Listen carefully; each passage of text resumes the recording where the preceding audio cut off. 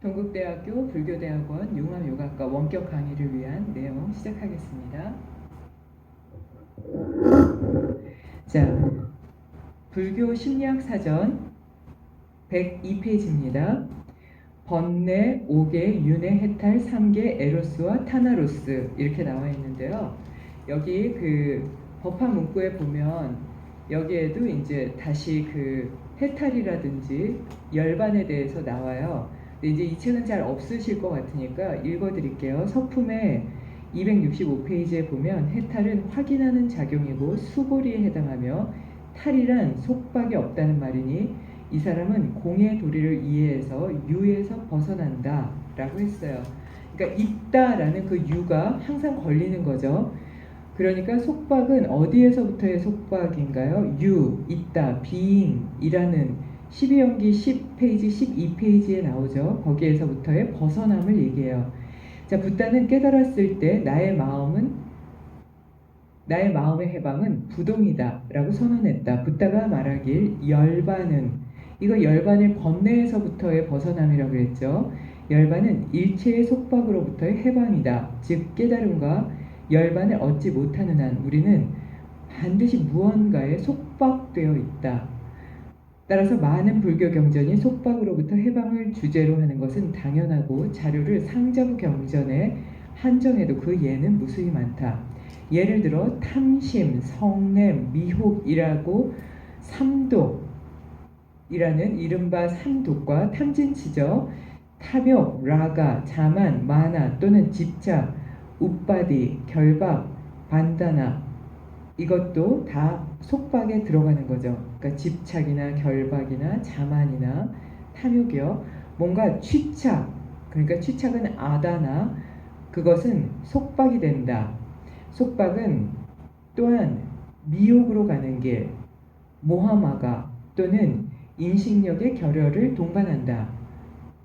아난나 빠까라고 나와요. 그러니까 이게 이제 제가 읽어드리는 건 이걸 외우세요 하는 건 아니고요. 아, 이런 어떤 들었다 하는 그 정도만 되고 제 발음 다 틀립니다. 그래서 이게 아마 인도에 가서 발음을 들으시고 산스크리트 전공하신 분들은 더 아마 예를 들면 가야트리 할 때 옴 브르브흐, 근데 이제 저는 이게 입에 익어서 그렇긴 한데요. 브르브바스와 이렇게 하는데 브르브흐바하 이래서 이 입 쓰는 게 완전히 달라서요. 우리가 R 하는 거랑 미국 사람들이 R 하는 거랑 다른 거랑 똑같거든요. 그래서 제 발음을 굳이 여러 번 들으실 필요도 없고 이게 다 틀릴 거예요. 그래서 이거를 외우시면 아마 좀 부끄러워지는데 이 뉘앙스가 아, 이런 게 있구나. 그걸 좀 알아서 그냥 익히시면 어떨까 해서 제가 부끄러움을 넘어서 그냥 읽어드리는 거니까 굳이 외우실 필요는 없어요. 뭔가를 취착하면 아단하죠. 그것은 속박이 된다. 속박은 미혹으로 가는 길 또는 인식력의 결여를 동반한다 라고 말한다. 그러니까 속박됐다는 건 인식력의 결여가 동반됐다는 거예요. 그러니까 잘 인식하면 어떻게 될까요? 이게 제 행이 무상하다를 이해할 수 있겠죠. 찰나 생멸한다도 이해할 수 있겠죠. 그러니까 인식의 결여라는 건 아주 중요한 파트에 해당하고요. 종교적인 규칙과 습관, 그리고 이 방법에 속박되면 피안에 도달할 수 없다. 이게 뭐였죠? 계금취 또는 계금취견이었죠. 그래서 앞에 좀 먼저 하는 건 이유가 있어요. 뒤랑 다 연결이 되거든요. 세간의 사람들은 기쁨과 결합되어 있다. 남자는 여성과 욕망의 대상을 보통 까마라 그러죠. 마음에 사로잡히고 빠띠다 씻다. 그래서 이 찢다라고도 하고 씻다라고도 하죠. 그 마음에 사로잡혀 있고 속인에게는 속인으로서의 족쇄가 있다. 애초에 인간끼리 속박하고 상처 주는 상태다. 그러니까 처음부터 사람들은 만나기만 하면 서로 속박하고 그 속박하는 동안 상처를 준다. 너는 내 사람이야 하면서 그 사람의 존재 자체를 소유한다는 것 자체가 이미 그 사람에게는 그 사람의 개체 존재 자체를 이해하지 않고 인정하지 않는 거잖아요. 숫자로 보면 다음에 6가지가 있다. 그러니까 속박하는 거 6가지를 얘기해요. 그러니까 첫 번째, 4가지 신체를 속박하는 것. 까야가타. 원하는 것, 그러니까 강한 욕망이나 간탐을 의미하고요. 그러니까 신체를 속박하는 것에 이 종류가 4개가 있다는 거예요. 어떤 것이 신체를 속박하나 볼게요. 원하는 것, 악의, 성냄이라든지 분노, 이게 이제 악의에 들어가고요. 어, 미약바다라고 해서 악의라고 얘기하고요. 종교적인 생활 습관과 규칙에 묶이는 것. 그러니까 지난번에 말씀드린 그게 아까 그 5가지 있었죠. 해탈을 못하게 하는 5가지. 거기 중에서 개금치견이 3번째 있었잖아요. 개금치 또는 개금치견. 이거를 이제 한참 설명드린 이유가 바로 이래요. 내 신체를 속박하는 원인도 되는 거예요. 이것만이 진실이라고 생각하는 것에 대한 고집스러움, 나만 맞다고 생각하는 판단에 들어가는 거죠. 자, 그 다음에 2번째, 4가지 멍해입니다. 이거를 4가지 멍해를 요가, Y-O-G-A, 우리가 쓰는 그 요가 그대로 써요. 이게 감각적 욕망, 까마, 생존, 유라고 얘기하는 거죠. 부하바, 종교 사상적 견해에 갇혀 있는 것, 디띠히, 무지, 아비자 해서 감각적 욕망이나 생존, 종교적 사상적 견해에 갇혀 있는 것, 그 다음에 무지, 이것도 4가지 멍에 들어가게 된다. 그리고 이제 3번째예요. 그러니까 전체적으로는 이 속박에 6가지가 있고 그 6가지가 중에 2번째 멍해 중에 4개가 있는 거고요. 3번째 속박하는 게 뭔가 볼게요. 3가지 족쇄가 있어요. 심신을 구성하는 5가지 요소를 영원불변의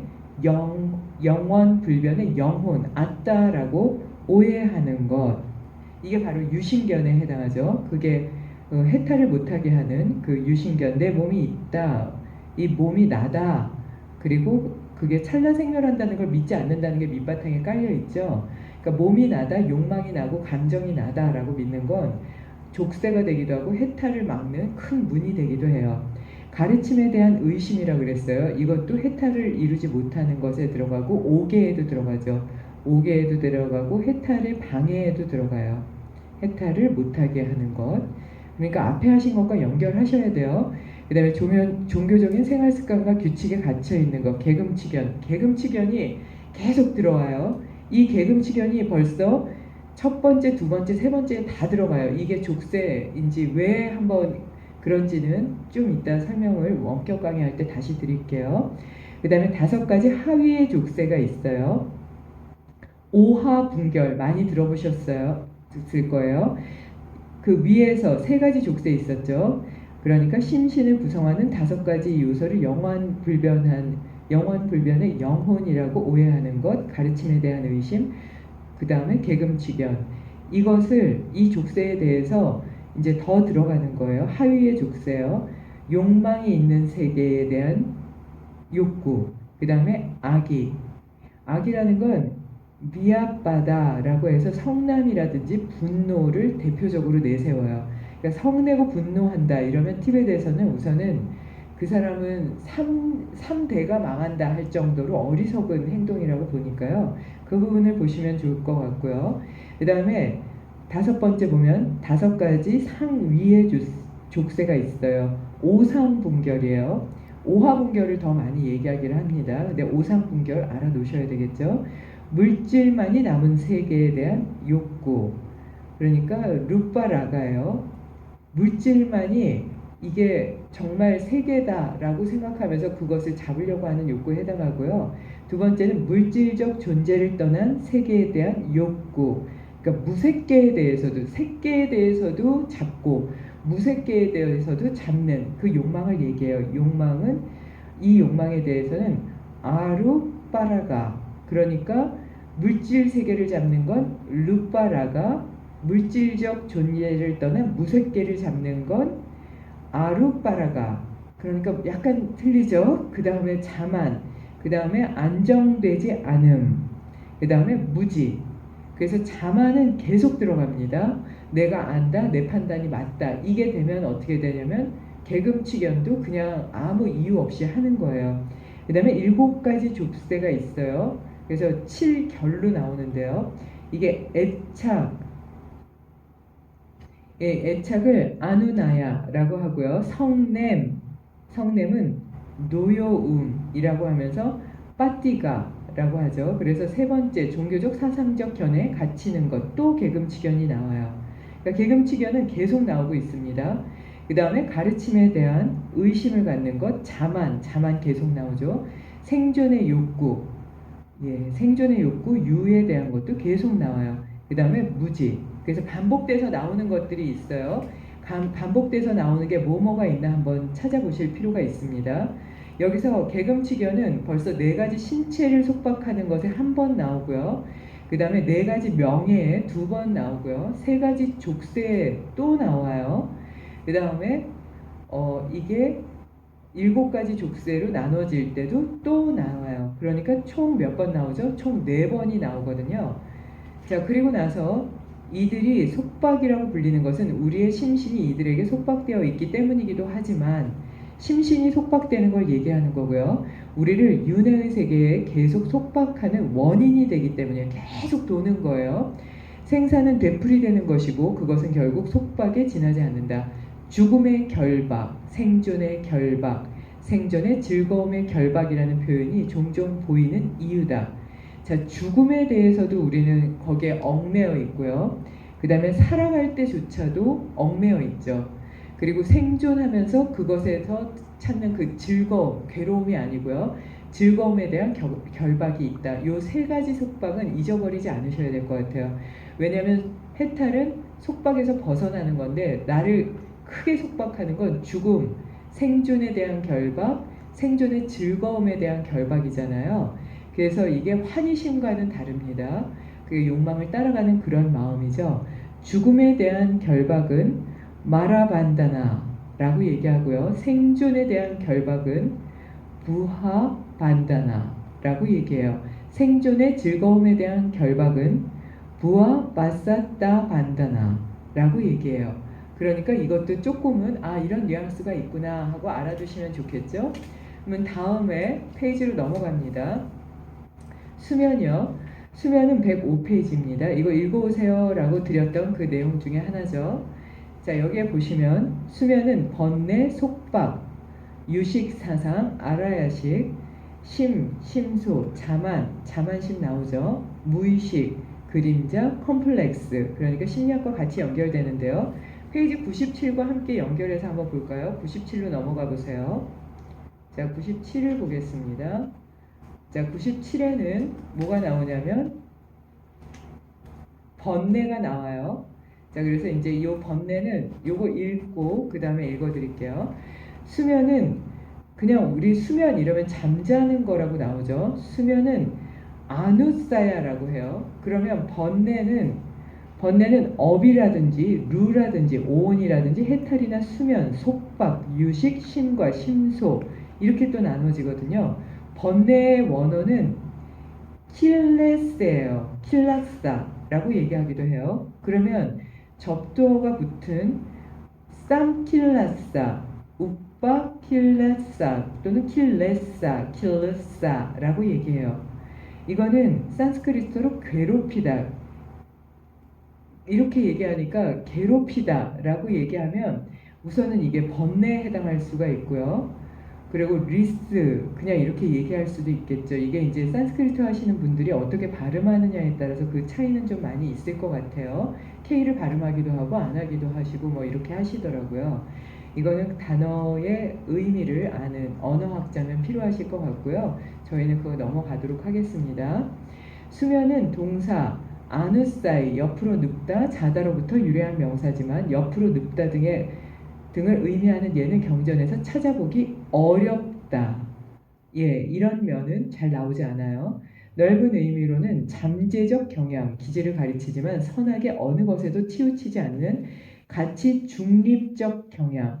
여기에는 링크에는 없지만 중도도 한번 보셔야 되겠죠. 경우는 매우 드물고 실제로는 나쁜 심리적 경향 그리고 기질을 가리키는 용례로 자주 사용하는 게 지배적이다. 어떠한 수면이 없이 모든 불성근이 근절되어 있다라고 할 경우에 수면이 바로 여기에 해당한다. 그러니까 불선근, 선하지 않은 것이 완전히 그냥 근절된 거예요. 상자부 경전을 보면 자만 또 나오죠. 자만, 마나, 가레, 타하, 그리고 탐욕, 라가를 단독적인 수면으로 들고 있고 탐욕, 성냄, 무지의 세 가지 또는 자만, 생존력의 무지의 세 가지 또는 내가 실제한다고 느끼는 의식, 내가 소유하고 있는 것이라는 의식 이 두 가지를 자만이라고 했다. 이것을 수면이라고 설하고 있기도 하다. 자, 그러면 자만에 대해서 뭐라고 얘기했냐면 내가 실제한다고 의식하고 내가 소유하는 것이라고 내 주체로서 무엇을 이렇게 내가 실제하고 있기 때문에 내가 소유한다. 이거는 자만에도 들어가기도 하지만 유신견의 기본이 있는 거잖아요.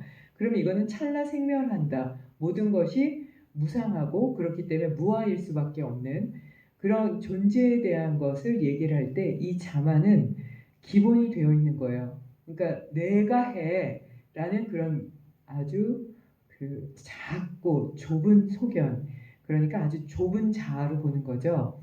가장 잘 정리된 설에는 욕망의 대상에 대한 탐욕, 까마라가, 그리고 성냄, 다른 종교적 사상적 견해에 대한 집착, 니티, 가르침에 대한 의심, 그 다음에 자만, 생존욕 계속 나오죠. 무지, 자만, 생존욕, 무지, 집착, 의심 이거는 계속 나와요.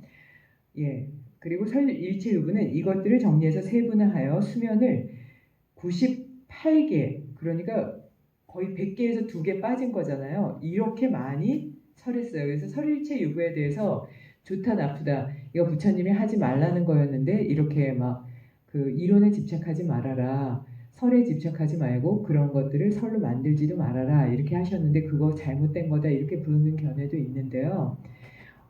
이렇게 이제 항목을 나누어서 우리가 봐야 될 건 나 자신을 잘 못 볼 때 그때는 또 이런 설일체 유구에서 나 자신에 대해서 볼 수 있는 어떤 항목들을 만들어 놓은 게 조금은 도움이 되지 않을까 싶어요. 106페이지 보겠습니다. 수면과 번뇌의 관계. 이러한 내용을 가진 수면은 그러니까 수면은 번뇌다 이렇게 이어서 보시면 돼요. 번뇌와 동일어처럼 보이지만 그렇게 단순한 게 아니다. 이게 핵심이죠. 번뇌랑 수면은 연결해서는 보지만 해탈과 열반처럼 동일어로 봐서는 안 돼요. 번뇌와 수면의 관계를 둘러싸고 다양한 해석이 행해졌다. 예를 들어 유아에게는 가르침이 있다는 의식이 없기 때문에 가르침에 대한 의심이 생기지 않고 다만 의심이라는 수면이 잠재되어 있다는 취지로 서술하는 경전이 있다. 그러니까 어린 아이에 대해서 가르침이 있다는 의식이 없기 때문에 가르침에 대한 의심이 아예 그냥 그 뿌리 자체 없기 때문에 그것에 대해서 가르침을 의심한다라는 건 계속 하면 안 된다 항목에 나오는데 그것에 대한 의심이 생기지조차 않는 거죠. 다만 의심이라는 그냥 수면의 상태 밑에 그 깔려있는 잠재의식 같이 그렇게 내재되어 있는 그런 것이 있다. 그러니까 그게 나중에 성장하느냐 성장하지 않느냐는 교육에 따랐다 이렇게 얘기하는 설도 있다고 해요. 그러니까 의심은 태어날 때부터 가지고는 있지만 성장되지 않은 상태다 이렇게 보시면 되겠죠. 여기에서는 어떤 대상에 대해서 그 대상에 관한 전제 지식의 유무에 관계없이 나쁜 심리 상태에 빠질 가능성을 우리는 반드시 가지고 있다. 자, 이게 핵심이 됩니다. 나쁜 심리 상태에 빠질 가능성을 가지고 있다. 이거는 어때요? 학습과 반복에 의해서 그러니까 바꿀 수 있다. 이게 뇌과학에서 얘기하는 가소성에 해당해요. 그래서 뇌는 가소성이 있기 때문에 학습을 하게 되면 이게 굳어지게 된다. 마치 도자기처럼. 예, 그래서 고집스럽게 이렇게 굳어져 있다는 건 이미 발전이 안 되는 거죠. 그거를 깨기 이전에는요.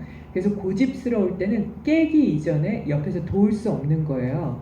나중에 번뇌를 생기게 하는 잠재력과 같은 것이고 이미 드러나버린 번뇌와는 개념상 구별해야 되는 거다. 그러니까 수면이라는 거는 어떻게 되죠?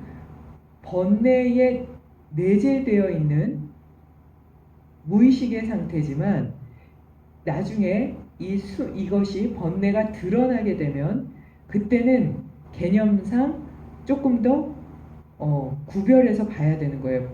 번뇌와 수면 상태는. 내재되어 있을 때는 번뇌와 수면을 동일한 면도 볼 수가 있지만 위로 올라갔을 때, 수면으로 떴을 때는 번뇌와 수면은 갈라서 본다, 이렇게 보시면 되겠죠. 그런데 오세기의 붓다고사는 번뇌는 속박이라는 의미에서 족쇄, 쌈미야자나라고 이미 드러나지 않았다는 의미에서 수면으로 표현된다고 설명했다. 그러니까 붓다고사께서는 번뇌는 속박이라는 의미에서 족쇄다, 이렇게 보면은 더 큰 족쇄의 영역에서 보면 번뇌와 수면은 그 안에 들어가게 되잖아요. 아직 드러나지 않았다는 의미에서 무의식에 있다는 그 뜻에서 수면으로 그냥 표현했을 뿐 번뇌와 수면은 다 족쇄가 되어버리는 거죠. 그래서 족쇄 안에서는 이 수면과 번뇌는 동일한 면이 있는 거예요. 그러니까 다른 면도 있고 동일한 면도 있기 때문에 이게 단어가 다르게 쓰이는 거거든요. 즉 번뇌와 수면과 번뇌는 별개가 아니고 관점에 따라서 번뇌가 A로도 B로도 표현될 수 있다고 말하는 것이다. 그렇죠? 이것은 번뇌를 어떻게 정의해야 하는가, 즉 잠재 상태에서 표면으로 드러나지 않고도 번뇌라고 불릴 수 있는지 없는지에 대한 문제다. 그러니까 잠재 상태에 있을 때는 그걸 수면이라고는 당당히 얘기하는데 그게 가려져 있는데 수면으로는 볼 수 있지만 그걸 그럼 번뇌라고 해야 되나? 번뇌 씨앗이라고 얘기할 수는 있겠죠. 근데 그거를 딱 번뇌다 이렇게 얘기해도 될까라고 조심스럽게 보는 거예요. 유부는 그들의 존재론적 요청에 따라서 수면을 번뇌와 동일시하는 반면 동일시해서 그래서 보기도 하는 거죠. 대중부와 화지부는 수면 상태의 번뇌를 수면, 각성 상태의 번뇌를 속박이라고 불렀다고 한다. 그러니까 대중부와 화지부는 수면 상태의 번뇌를 그러니까 그냥 수면이라고 부르기도 하고 번뇌라고 부르기도 했던 거예요. 공부에 따라서요. 그리고 각성 상태의 번뇌를 다시 번뇌는 속박이다 이렇게 얘기를 했는데 전체적으로 보면 문제가 없는 게 족쇄이고 속박, 그래서 속박을 먼저 읽으셔야 돼요. 족쇄와 속박에 대한 개념을 읽고 나면 아, 수면과 번뇌가 그 안에 다 들어갈 수 있구나 이렇게 볼 수가 있죠. 또 경량부에서는 그러니까 유부, 대중부, 그 다음에 경량부로 나누는데요. 속박을 야기하는 잠재력으로부터 수면을 이해했다. 잠재력이니까 씨앗에 되죠. 비자요. 그래서 경량부는 4개로 넘어갔습니다. 번뇌를 수면과 비수면으로 이분화했다. 그러니까 수면 상태인데 무수면이 아니라 비수면인 건 수면은 아니지만 또 수면이 아닌 것도 아닌 비자를 쓰잖아요. 아닐 비자요. 그러니까 수면과 비수면은 수면과 무수면과는 완전히 다릅니다. 수면이 아닌 것이 아니라 수면이 아니라고 말하기도 그렇지만 수면은 딱 아닌 그런 비수면의 상태예요.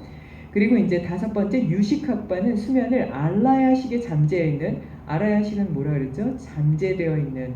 그래서 이거를 씨앗으로, 기억의 씨앗으로 본다고 그랬잖아요. 알라야식에 잠재하는 번뇌의 종자다. 그러니까 이거를 유식학파에선 더 섬세하게 더 정확하게 내려가서 본 거잖아요. 이거를 번뇌의 종자라고 나중에는 얘기해요. 그러니까 비자라고 얘기하는 거죠.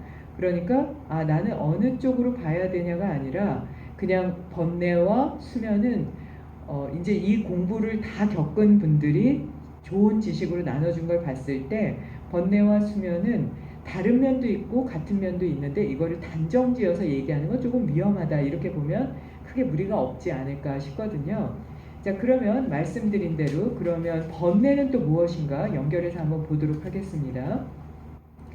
자, 번뇌는 사전 의미로는 번거롭고 성가시고 나쁜 정신작용이다. 청정대론에서는 이게 청정대론에서 나온 건데요. 자신이 괴롭힘을 받는 상태에 있고 그것에 대응하는 대상물을 괴롭히는 것. 번뇌는 제가자나 수행자를 괴롭히는 것이다. 이렇게 생각하시면 어떨까 해요. 그래서 번뇌는 여기서 그냥 보시면 상황에 따라서 정말 여러 가지 이름으로 불려요. 뭐 머리 아파, 복잡해까지도 그 느낌으로 얘기할 정도까지 번뇌는 아주 넓게 퍼지죠. 업, 루, 오온, 해탈, 수면, 속박, 유식, 심과 심소. 루도 뒤에 있어요. 그래서 루는 몇 페이지에 있냐면 108페이지. 그래서 108페이지 루까지 같이 보시면 도움이 돼요. 글자대로 해석하면 번뇌는 번거롭고 성가신 것, 통상 우리 마음에서 일어나는 나쁜 정신작용을 가르친다. 번뇌는 억과 함께 생명이 태어나고 변화하는 연속, 그러니까 윤회의 원인이 되는 것으로 간주되고 있다. 이제 쭉 읽어드려 볼게요. 따라서 윤회로부터 벗어나는 것을 지향하는 불교는 자신의 마음속에 있는 번뇌를 없애는 것을 궁극적인 목표로 설정한다.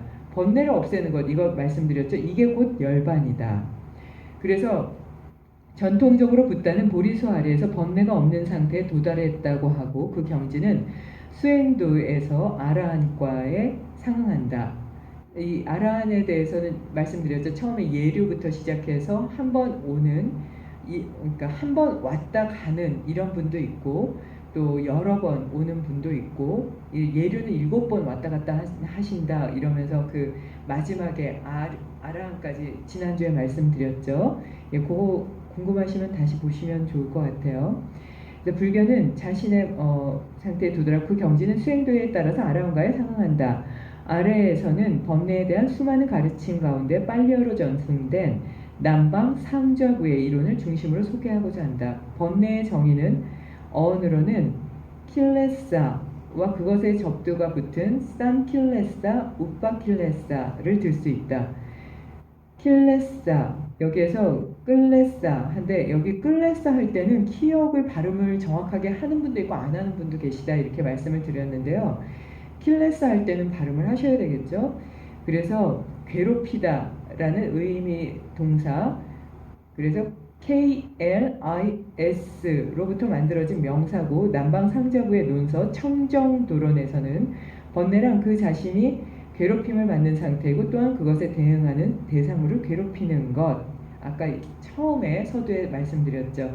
그래서 번뇌의 성질을 보면요, 수행자나 제가자를 괴롭히는 것이고요. 번뇌가 일어난 사람은 통상적으로 마음의 활동을 유지할 수 없게 돼요. 마음이 막 복잡한 상태가 되죠. 자, 요거는 원격 강의 때 말씀을 드릴게요. 따라서 여러 가지 괴로움을 당하게 된다. 괴로움을 당하게 된다는 건 내가 나한테도 당하는 거예요. 자, 그래서 한마디로 번뇌라고 해도 그 표현 방식은 다양하고, 일부의 번뇌는 때때로 정해진 숫자로 가진 채로 다른 이름으로 부르기도 한다.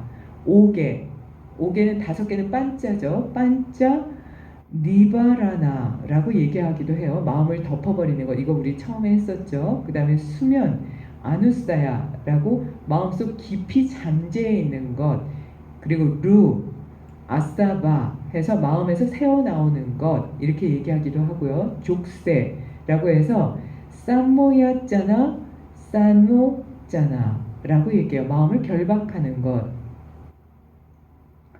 등이 있다. 다른 이름이 존재하는 것은 사람들이 각각의 번뇌에 대해서 가지고 있는 이미지가 다양하다는 걸 얘기한다. 그러니까 오개도 보셔야 되고 수면도 봐야 되고 루도 봐야 되고 족세도 봐야 되겠죠. 이 네 가지를 다 보면 번뇌의 전반적인 걸 이해하게 되고, 그 번뇌를 넘어서서 완전히 벗어날 때 열반으로 간다 라고 얘기하는 그 말씀을 잘 새겨야 될 것 같아요. 그래서 이 번뇌를 분류하게 되면 비교적 초기 경전의 단계에선 수많은 번뇌가 정연하게 분류되지 않고 앞서 언급된 낄레사, 우빠낄레사, 쌈낄레사 이렇게 각각 약간의 뉘앙스의 차이는 가지지만 특별한 의도를 가지고 구분해서 사용한 것은 아니고 그냥 이렇게 뭐 그것이 이거고 이게 그거고 이런 식으로 아마 그냥 구분되었다. 쌈 이러면은 가치잖아요. 그래서 같이 일어나는 번뇌에 대해서도 얘기하고 번뇌 자체에 대해서도 얘기하고요. 그래서 한편 후대에 정리된 논서에서는 모든 번뇌를 정리하고 구분하려는 시도가 이루어지고 결과론적으로 논서를 작성한 부파마다 다양한 번뇌의 분류가 생기게 되었다. 예를 들어서 서술한 남방상자부의 청정도론에서는 다음과 같이 10가지 종류의 번뇌를 다룬다. 자, 탐욕, 로하, 두 번째 성냄, 도사, 미혹, 모하, 자만, 마나, 잘못된 견해, 니띠, 의심, 믹시끼까, 혼침, 믿다, 들뜸, 웃다까, 양심 없음, 아히리까, 수치심 없음, 아노따빠라고 얘기해요. 그러니까 탐욕, 성냄, 미혹, 자만, 잘못된 견해, 의심, 혼침, 들뜸, 양심 없음, 수치심 없음, 요 10가지는 책 앞에 써놓으시고 항상 점검해 보셔도 좋을 것 같은데요. 이 10가지가 하는데 1, 2, 3 이것은 악의 근원이라고 불리는 삼불성근, 삼독이다. 탐욕, 성냄, 미혹 이게 삼불성근이다.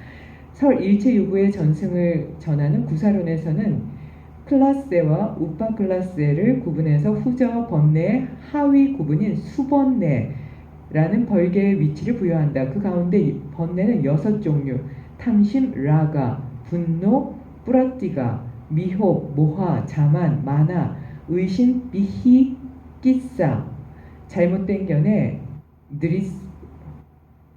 느리띠라고 얘기해요. 느 하고 R은 흐 발음 나겠죠. 예, 수번뇌에 관해서 구사로는 19개의 종류를 소개하고 있지만 유식계통의 문헌에서는 20가지 내지는 24가지 종류의 수번뇌를 들고 있어서 설이 일치하지 않는다. 그러니까 이거 다 그냥 정확하지 않은 거예요. 그러니까 근기가 좋으면요, 지식을 보지 않고요, 그냥 그 자리에서 깨닫겠죠. 그러니까 저도 이게 근기가 안 되니까 계속 이런 내용 읽어드리는 거예요. 제가 깨달았으면 이런 거 안 하고 있겠죠. 또한 그러니까 지식만 믿고 거기에 기대시는 건 정말 위험합니다. 어리석고요. 또한 일본에서 번뇌의 수로 정착되어 있는 108이라는 수는 설 일체유부가 전하는 98가지 수면에 10종류의 속박을 추가해서 108가지를 헤아리는 것을 근본으로 한다. 그 108이라는 숫자는 고정시켜둔 채로 각 종파마다 다양한 해석과 분류가 더해진다고 생각된다. 다른 한편 남방 상좌부의 위반과 주석서에서는 번뇌를 811가지로 구분하고 있다. 와, 번뇌가 뭐 800 몇 가지겠어요? 수백만 가지죠. 번뇌의 차단이 나옵니다. 위에서 언급된 모든 번뇌는 수행의 과정에서 제거할 수 있다. 경전에서 그때그때 언급된 번뇌의 성질에 대응해서 번뇌를 뿌리치다, 버리다, 덮인 것을 걷어내다, 불을 끄다 등의 표현으로 번뇌를, 그러니까 뿌리치다, 버리다, 덮인 것을 걷어내다, 보통 불을 끄다를 많이 쓰죠. 등의 표현으로 번뇌를 제거하는 모양을 묘사한다. 또한 청정도론에서는 앞에 10가지 번뇌가 수행의 어느 단계에서 제거되는가에 관해 언급한다. 그러니까 잘못된 견해와 의심은 예류도, 그리고 성냄은 불환도, 7가지, 그 밖에 7가지는 아라한도에서 제거된다고 설하고 있다. 다만 족쇄의 관점에서 보자면 유신경과 계금치견에 대응하고 1, 그러니까 이게 1이 뭐였죠? 탐욕이었죠. 탐욕은 불한도에서, 색탐과 무색탐은 아라한도에서 제거된다. 그리고 그 이전의 모든 번뇌가 소멸된 단계가 아라한가를 얻은 상태이고 이른바 깨달음의 경지이다 라고 얘기했어요. 그러니까 이거를 번뇌에 대해서 말씀드린 건 다른 거 다 빼셔도 돼요. 안 보셔도 좋고요. 네 발음이 맞아, 네 발음이 맞아, 저 사람은 발음이 틀려, 저 사람은 산스크리트어를 잘 알고 있어, 못 알고 있어, 이럴 때 그냥 수행하세요. 그냥 앉아서 그냥 보세요. 뭘 보냐면 번뇌의 종류 10가지, 성냄, 탐욕, 미혹, 자만, 잘못된 견해, 의심, 혼침, 들뜸, 양심 없음, 수치심 없음, 이걸 딱 써놓고요. 내가 그런가, 그 잣대를 대는 동안 저 사람 이론이 맞아, 저 사람 이론이 틀려, 그 사람은 수행이 얼마나 됐대, 뭐 산스크리트 얼마나 잘한대, 뭐 어학을 얼마나 잘하고 그 책을 얼마나 읽었대, 이건 중요하지가 않아요.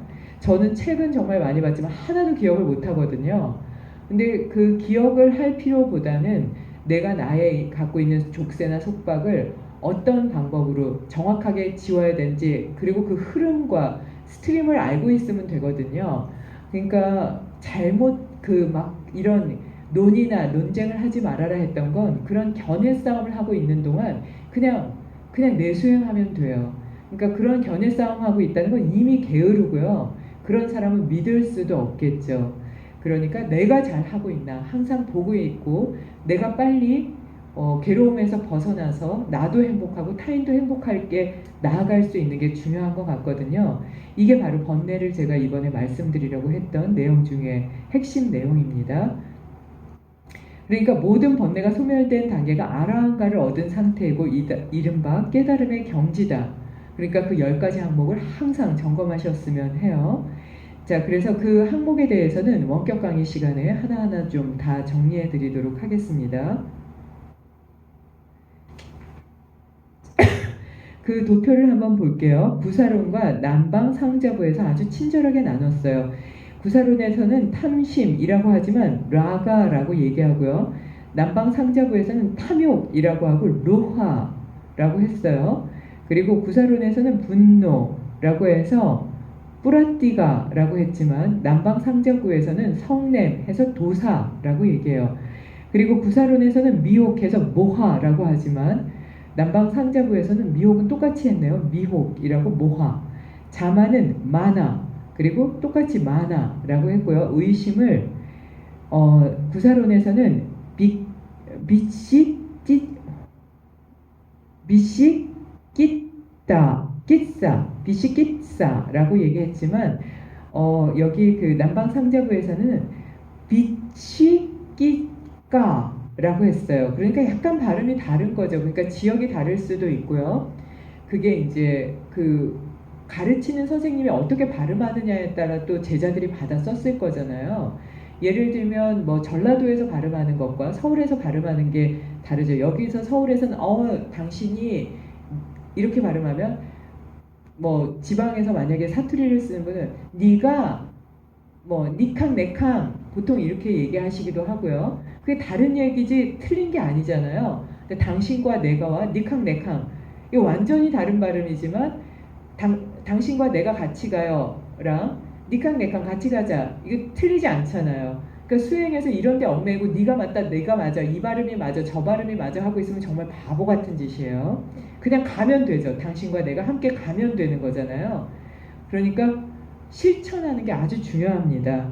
기본적인 그 당신과 나라는 기본 의미를 알면, 그러니까 의심이라는 의미를 알면 이 단어 가지고 싸우고 있다는 건 시간 낭비죠. 자, 그 다음에 견해에 대해서도 나와요. 견해는 느리띠라고 하지만 이게 구사론이요. 남방상자부에서는 니띠라고 해서 발음이 다릅니다. 수번내 19가지가 있는데 구사론에서는 이걸 나누지만 남방상자부에서는 수번내를 4개만 봐요. 그러니까 번뇌와 수면의 번뇌 이거를 남방상자부에서는 이렇게 크게 나누지 않았지만 구사론에서는 그걸 항목으로 나눈 건데요. 구사론에서는 수번뇌 그러니까 씨앗과 같이 내재되어 있는 거죠. 드러나 있지 않은 번뇌를 보면 방이라고 태만하고 불신이고 무참이고 무괴고 이제 참과 괴는 참괴라고 이제 또 나갈 거예요. 이게 부끄러울 참 부끄러울 괴잖아요. 한번 찾아보세요. 그래서 이 참괴가 없으면 안 돼요. 이게 참회랑도 연결이 되거든요. 그래서 이게 무참 무괴 이거 정말 이걸 뭐라고 한마디로 하면 뻔뻔함이에요. 예, 그 다음에 질투 이거는 정말 태워버려야 되는 거죠. 그리고 인색함 이거는 질투와 인색함은 화의 파트로도 들어가요. 들뜸 항상 하면 안 되나요? 들떠 있는 상태요. 그 다음에 후회 이것도 화에 들어가요. 혼침 그 다음에 수면 분노 은폐 기만한 것과 자만은 또 다르죠. 불성실 교만 기만 교만이 다릅니다. 그 다음에 고집스러움 이 고집스러움은 정말 답이 없죠. 그 다음에 원망하는 거예요. 그 다음에 해치는 거. 근데 남방상자부에서는 수번뇌를 양심 없음, 수치심 없음, 들뜸, 혼침 이렇게 4개로 나눠요. 이게 그냥 전체적인 것과 연결이 되죠. 양심 없음, 수치심 없음, 수치심 없음은 참괴의 없음이죠. 무참무괴가 같이 들어가게 되고요. 양심 없음이라는 건 방이라고 태만하고 이거는 신성한 법을 배우면서 열심히 일을 안 하는 거 이거는 양심 없음이죠. 그러니까 들뜨는 거는 뭐가 같이 들어가요? 교만도 같이 들어가고요. 자만도 같이 들어가고요. 거기에다가 기만한 것도 들뜸에 같이 들어갈 수 있겠죠. 그리고 후회할 때도 보통 들뜨죠. 후회할 때 이렇게 가라앉는 듯 보이지만 사실은 이렇게 들떠 있는 상태죠. 마음에서 나 그거 안 해야 되는데 이러죠. 자만하면 이렇게 들떠 있죠. 기만하다는 거 그걸 넘어서서 완전히 머리채를 쥐고 하고 있는 거잖아요. 못 산 놈이 뭐 화낸다 이거죠. 그 다음에 후회한다는 것 이거는 나는 완벽한데라는 착각에 들어가는 거예요. 그리고 이제 혼침에 들어가게 되면 이거는 거의 이렇게 게으름 상태랑 같이 연결된다고 보시면 되겠죠. 그래서 우선 이 부분을 먼저 읽어드렸어요. 그래서 번뇌 그 다음에 번뇌와 연결된 수면, 그 다음에 맨 처음에 속박에 대해서 읽어드렸거든요. 그래서 속박, 그 다음에 수면, 번뇌의 순으로 읽으시면 훨씬 더 이거를 잘 이해하실 수가 있고요. 그 다음에 루로 넘어가면, 루는 산스크리트어 아르사 아니네요. 아사바라고 해요. 그래서 이게 빨리어고요. 산스크리트어는 아스라바, 그러니까 아스라바 이러면 산스크리트어고 빨리어로는 아사바라고 해요. 그러니까 비슷한 거죠. 불교뿐 아니라 자이나교에서도 교리상 중요한 위치를 차지하는 용어이고요. 나쁜 것의 유입 또는 대상에 대한 번뇌 활동을 의미한다. 선생님 몇 분이죠? 11분. 아니 지금 1시간 넘으면은 이게 40분. 40분이요. 예, 그러면 이게 1시간이 넘어서면 이게 업그레이드가 안 되니까요. 제가 빨리 읽어드릴게요. 자이나교의 교리에서는 신체적, 언어적, 정신적 행위를 할 때 물질이 영혼으로 흘러들어가는 것이 아스라와, 그러니까 여기를 부위를 보통 지금처럼 아스라와라고도 얘기하지만 아스라바라고도 얘기해요. 윗바사나라고도 얘기하지만 밑바사나라고 얘기하는 것도 발음이 각각 다르죠. 그러니까 그 흘러간 물질의 영혼에 붙어서 업이 되고, 한편 아스라와를 방지하는 수행을 제어라고 부른다. 쌈바라, 그러니까 쌈와라, 쌈바라 이렇게 발음하니까 그거는 부위가 이음 발음이 나기도 하고 비음 발음이 나기도 하니까 그거는 편한 대로 읽으시면 좋을 것 같아요. 근데 이거 단어를 외우고 싶다. 보통 그러면 제가 그냥 발음한 것처럼 아스라바 이렇게 외우면은 나중에 쓸 때도 편하실 수 있겠죠? 불교에서 루는 윤회의 요인으로 그 소멸 자체가 수행의 최종 목적이고 번뇌의 동의어로 외부의 대상으로 흘러나가는 것으로 해석되어 왔다. 그러나 한자의 루는 원래 지붕에서 비가 샌다. 아까 그 열반에서 샌다라는 얘기 있었죠. 의미되고 새는 방향은 외부에서 내부예요. 새는 방향이 외부에서 내부라는 게 핵심입니다. 자, 이거 이제 원격 강의 때 다시 말씀드릴게요. 산스크리트어로 아스라와도 무어모로 흐르다라는 의미로 유래되고 불교 이전의 베다 문헌에서는 배에 물이 흘러드는 것을 아스라와띠나 아스라바띠로 말로 표현했다. 자이나교의 초기 경전에서는 아스라와 혹은 아스라바와 같은 글자에서 유래됐으니 아싸위니, 이게 싸라고 하는 게 s가 2개 들어가니까요. 아싸위니 또는 아싸비니라는 말로 물이 새어 들어오는 배를 신체에 비유해서 표현한다. 초기 불교 경전에서는 유입을 가리키는 루의 용례가 있고, 그 밖에 아나사와띠, 안 하면 이게 반대의 의미를 갖게 되죠. 라는 유래에도 유입을 가리킨다. 그것을 제어하는 수행이 자이나 문헌에서도 등장하는 쌈와라 또는 쌈바라라고 한다. 한편 마음이 대상으로 향하는 상태도 여기 이제 표현된 그 단어 그대로에서 유래된 것이고, 아싸위 똑같은 말입니다.